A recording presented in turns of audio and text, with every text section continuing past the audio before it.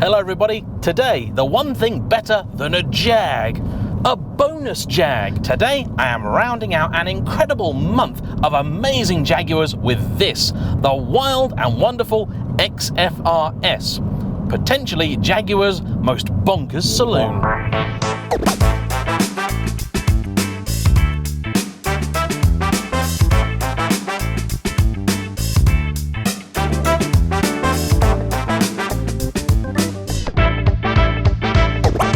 As a YouTuber, there have been a number of occasions where I've found myself filming a lot of very similar cars in a fairly short space of time. I've done it with Porsches, I've done it with Ferraris, and with a few other brands too. This is both good and bad. On the bad side, it can be a little bit repetitive, so I'm always conscious of how to try and keep the content new, varied, and interesting. On the plus side, because you will have recently seen a video on something fairly similar, it means there's a lot I don't need to talk about, and so it allows me to discuss in detail the small little things that really matter and should set a car apart. In a nutshell then, what is an XFR-S? This is the ultimate evolution of the first generation Jaguar XF. Underneath, this car is actually very closely related to the S-Type introduced at the tail of the last century. This model was in production until around 2015, with the XFR-S being introduced in 2013. There was already an XFR which had been around for a couple of years, and it was a fine thing. It featured, as we have here, a 5-litre supercharged Jaguar V8, sending power to the rear wheels via an automatic gearbox. Truthfully, there are few examples of a car that's so much better in practice than on paper than the XF. For reasons presumably of cost cutting, the car is nearly all steel, meaning it's very heavy. This one tips the scales at about 2 tons. It is in fact considerably heavier than the larger and more luxurious XJR of the time. But get yourself behind the wheel of an XF and you won't generally care about that, because you'll be met with delicious, if somewhat light steering, a beautifully compliant chassis, and an engine that never fails to put a smile on your face. The interior of the first generation XF was never one filled with the latest gadgets and gizmos, but it had a charm all of its own. Every single model in the lineup had plenty of leather. This one is no exception. We've got some little red accents here that do help lift it, and some rather nice seats too, which have a very odd looking sort of carbon fibre-esque pattern on them. This is joined by some actual carbon fibre, which wasn't original to this car, but was an option from the time. I am, however, getting ahead of myself because I haven't really told you much about the important stuff in the XFR-S. This car came from a time when Jaguar felt like it had something to prove, so it took all of its existing models and turned the dial up to 11. The recipe that created the XFRS is very much the same as the one that created the XKR-S. In other words, give that 5-litre supercharged V8 even more poke, 550 brake horsepower, that's 542 PS, 502 pound-foot of torque, that's 680 newton meters, give it some more aggressive aero, lower the suspension, stiffen it a bit, make it more agile, and you're pretty much done. More numbers for you. The aerodynamic tweaks to this car, including a revised bumper at the front and that wing at the back, reduce lift by 68%. And let's face it, whenever a manufacturer uses the term reducing lift, what they generally mean is it still doesn't make any downforce, but it's a little less bad than it was previously. The speed limiter was also raised from 155, equivalent to its German rivals, to a much more exciting 186. I am now following an absolutely gorgeous orange with grey stripe classic Ford Mustang. That's an amazing looking thing. As with the XKs though, it's the changes made to the chassis that are of greater interest to me. Let's be honest here, if you already have 500 horsepower, what difference does 550 really make? I don't think that much. However, when you change spring rates by 100%, you're definitely going to notice that. All the time, as will you notice the more aggressive camber thanks to different suspension knuckles. The car even has different valving in the steering to make it feel a little heavier and more connected. I have to say, even at low speed, you certainly notice that. And you do notice the suspension. Around town, this car is firm. Up until just now, I was in dynamic mode, turn that off, The steering will get a little lighter, the throttle I believe becomes a little less sensitive, the traction control turns back to its normal setting, and the suspension kind of lets off a little bit. Even so, you can sense a tautness in this car that is generally absent from most other Jags. But as we're now on one of my favourite pieces of B-road, let's re-engage dynamic, put the gearbox into manual, and see what she's got.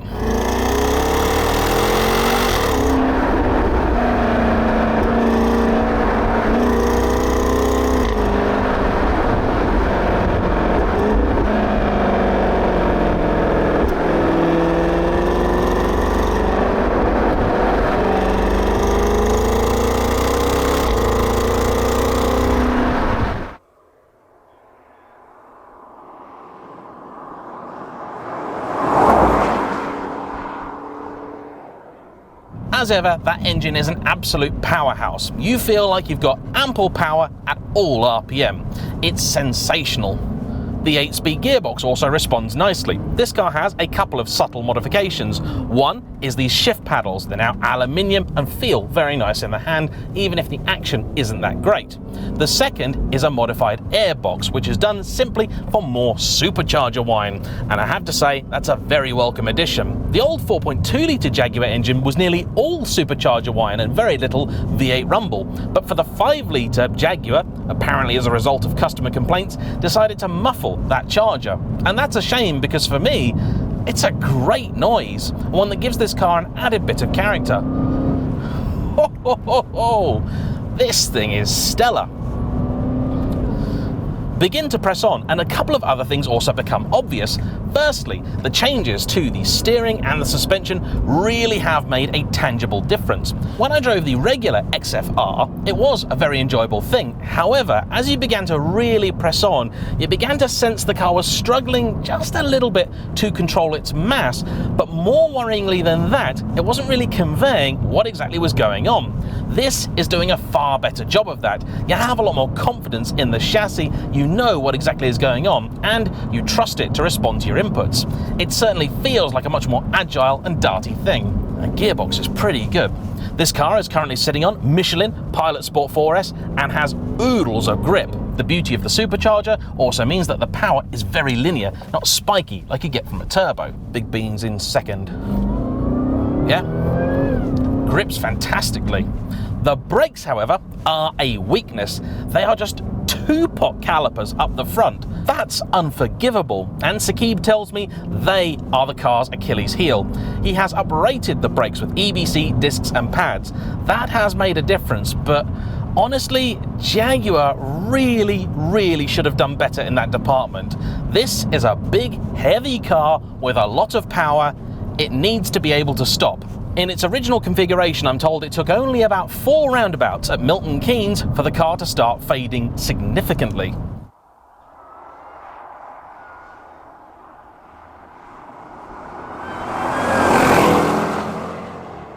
Response from the gearbox is decent, not the fastest I would say, but certainly enjoyable, and a step on from the old 6-speeder. I never quite understood why it was that Jaguar failed to fit the 8-speed to the XK. The XFR got it fairly early on, but the XK never did.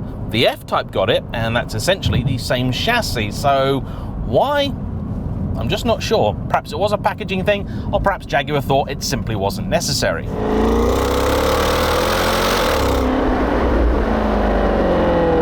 The traction control was almost certainly intervening there because I was being deliberately ham-fisted, but still, it didn't feel like it was stopping my fun or anything like that.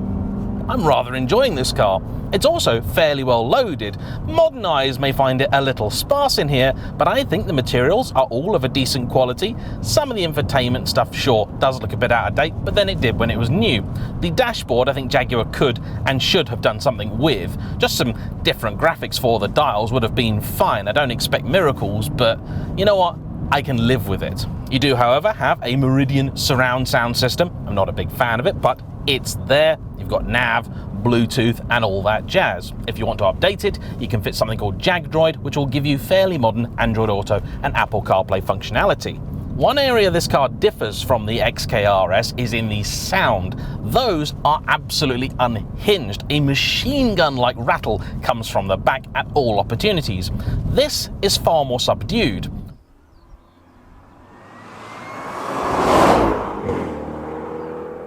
For the drive-bys, I actually quite liked it. A good mix of supercharger whine on the approach with a little bit of V8 as it went past. However, I can understand why Saqib does want to modify the exhaust. Apparently, some early British cars and American market ones received an X-pipe from factory, which did make them sound a little more aggressive, but also created quite a lot of drone on the motorway.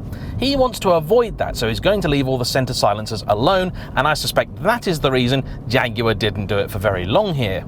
Saqib's plan is to modify the back box, and that should unleash a little bit more noise, but it won't be the same tone as you get from the XKR-S. These seats are comfortable, quite supportive, not the same as in the XK, but I have no issue with them. Overall space in this car, always an XF issue, is somewhat limited for the size of it. These are basically 5 meters long. That's big, but they don't feel like it in here. Rear seat space is fine, it's just not as good as it should be for a car this large. Boot space, however, is ample, plenty of room for a ton of borrowed paintings. When new, this car had 2 real problems, the Mercedes E63 and the BMW M5. The latter was particularly worrying because that's the benchmark car in the fast, mid-size executive saloon segment, and it was £6,000 cheaper than the XFR-S. New, one of these would have set you back 80 grand. It was £14,000 more than the regular XFR. Understandably, many failed to see the value because what they saw was an XFR with a bit more power out of the engine that doesn't really cost all that much to get, and a wing on the back, nothing more. In truth, sat here, I can tell Jaguar have done a lot, and I would say maybe it's not worth all of that money, but it certainly justifies most of it.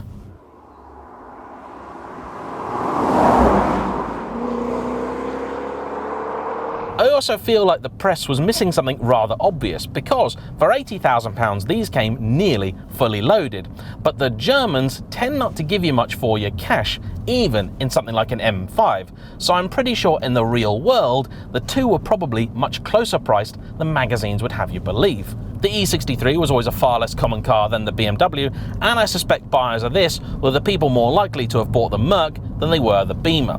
BMW fans tend to just buy BMWs. Now though, this car has 2 problems. Neither of them are German. In fact, both have a Jaguar badge on.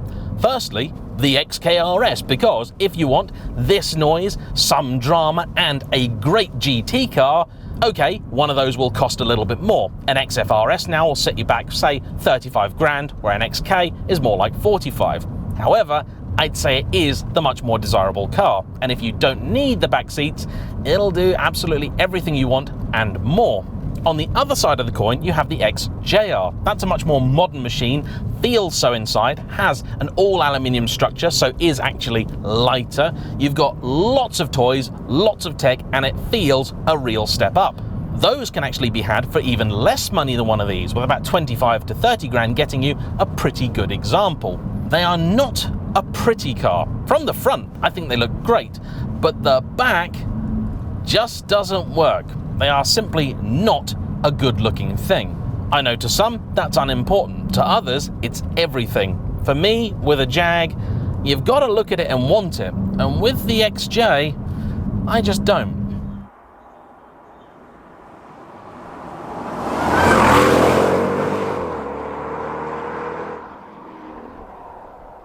So if you're not really fussed about the toys and tech you get in the XJ, and you do need back seats, the XFR-S could be the car for you. It's certainly a more interesting car than an M5 at the time, though annoyingly, those are now about half the price of one of these. But for me, the Jaguar will be infinitely cooler, and in real terms, you'll probably find that owning one of these is also going to cost you a lot less. They're rarer, they'll hold their money much better, and they should be a relatively decent ownership proposition. This, in 4 years and 40,000 miles, has given Saqib only one real issue. It had a coolant leak. Initially diagnosed as a faulty water pump, it was actually traced to a coolant hose that ran through the V of the engine. That was not particularly cheap, about a £1,500 job. But in truth, I've known many a BMW suffer from exactly the same thing. And they're not that cheap to fix. Trust me. Even better, much like the Project 7 and Project 8 that I've driven recently, despite incredible increases in things like spring rate, if you take the car out of dynamic mode, once you've got about 40-50 mile an hour behind you, the thing still rides well. No, it's not plush, you can always sense that firmness in the chassis, but it's not punishing, it's not crashy. It's a really, really good car and a proper Jag. So, the XFR-S gets a thumbs up from me. I want to say a huge thank you to Saqib for bringing it out, to you as ever for watching. Don't forget to hit the like button, comment down below and subscribe if you haven't already. And even if you have subscribed, don't forget to hit the bell icon so you'll be notified of every new video release. See you for the next one. Bye bye.